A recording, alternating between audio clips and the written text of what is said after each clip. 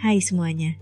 Dulu, kalau dengar kata kerja, yang kebayang pasti orang bangun pagi, siap-siap, pergi ke kantor, duduk depan komputer, ngerjain tugas, abis itu pulang, tidur, dan besoknya ulang lagi dari awal. Kerja itu ya harus gerak, harus ada usaha yang kelihatan, harus capek. Kalau nggak capek, kayaknya nggak sah disebut kerja. Tapi sekarang, dunia udah berubah. Kita udah masuk ke zaman di mana orang bisa tetap dapat uang meskipun lagi santai, lagi liburan, bahkan lagi tidur sekalipun. Dan itu bukan sulap, bukan tipu-tipu, tapi emang konsep yang namanya passive income. Tapi masalahnya, banyak orang salah paham tentang passive income. Ada yang mikir passive income itu uang yang datang sendiri tanpa ngapa-ngapain. Ada juga yang nganggap itu cuma buat orang kaya atau orang yang udah sukses duluan. Padahal, kalau dipahami dengan benar, semua orang sebenarnya bisa punya passive income. Yang penting, ngerti dulu cara kerjanya. Nggak gampang termakan janji manis. Dan yang paling penting, sabar. Karena ya, passive income itu nggak instan. Sebenarnya, konsep dasar passive income itu sederhana. Ini adalah penghasilan yang terus jalan meskipun kamu nggak aktif kerja setiap hari. Beda sama gaji yang kalau kamu berhenti kerja, ya udah nggak ada uang masuk. Passive income ini tetap ngalir walaupun kamu nggak lagi duduk di depan laptop atau lagi nggak angkat telepon dari klien. Tapi ya, bukan berarti bisa muncul begitu aja tanpa usaha. Ada kerja keras di awal, ada strategi yang harus dipikirin, dan ada waktu yang harus dikasih supaya sistemnya bisa jalan sendiri.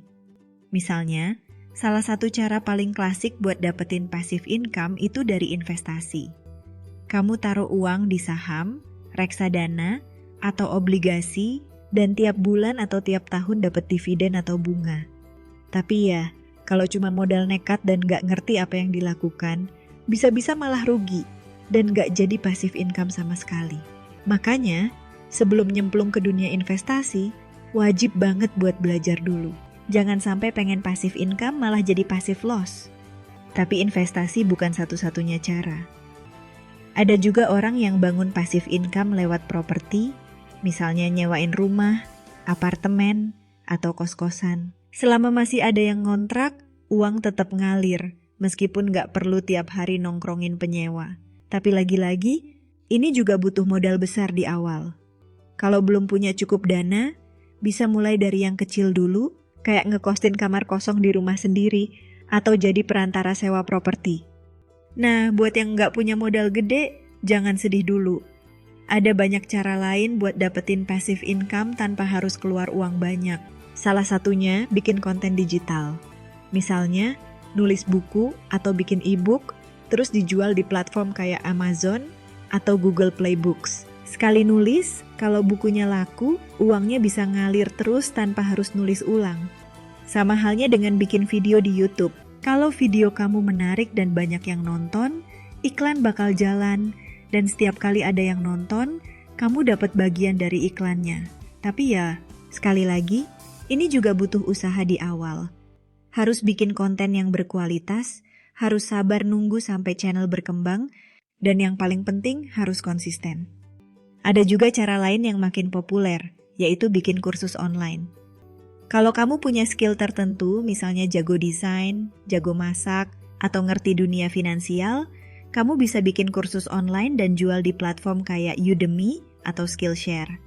Sekali bikin, kalau ada yang beli, uang bakal masuk terus tanpa harus ngajarin tiap hari. Ini juga salah satu bentuk passive income yang potensial banget, apalagi kalau materinya beneran bermanfaat buat banyak orang.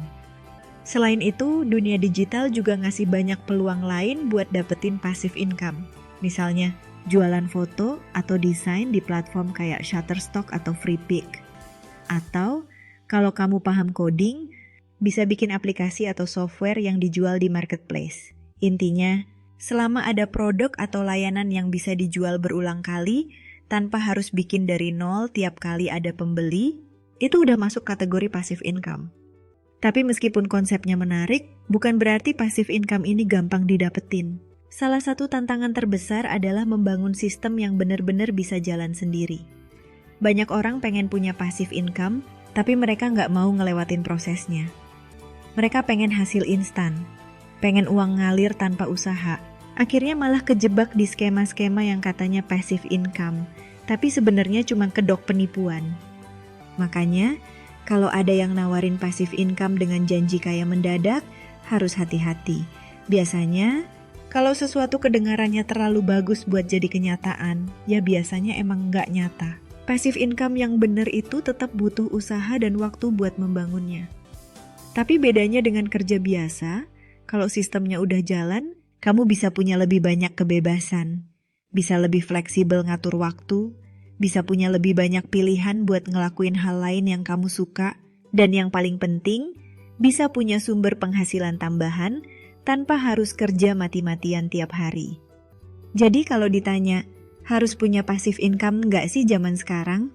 Jawabannya, tergantung. Kalau kamu pengen punya hidup yang lebih fleksibel, nggak cuma bergantung sama satu sumber penghasilan, dan punya potensi buat bebas finansial lebih cepat, ya passive income bisa jadi solusi. Tapi kalau kamu nggak masalah kerja aktif seumur hidup dan tetap nyaman dengan penghasilan tetap, ya nggak ada yang salah juga. Yang penting, ngerti apa yang kamu mau, paham risikonya, dan siap buat jalanin prosesnya. Intinya passive income itu bukan soal cari uang tanpa usaha, tapi soal gimana cara kita kerja cerdas di awal, supaya bisa nikmatin hasilnya di kemudian hari. Nggak harus langsung besar, nggak harus langsung sukses, yang penting mulai dulu. Karena semakin cepat mulai, semakin cepat juga bisa ngerasain hasilnya. Nah itu aja pembahasan hari ini. Terima kasih untuk kamu yang udah nonton sampai akhir. See you di next video.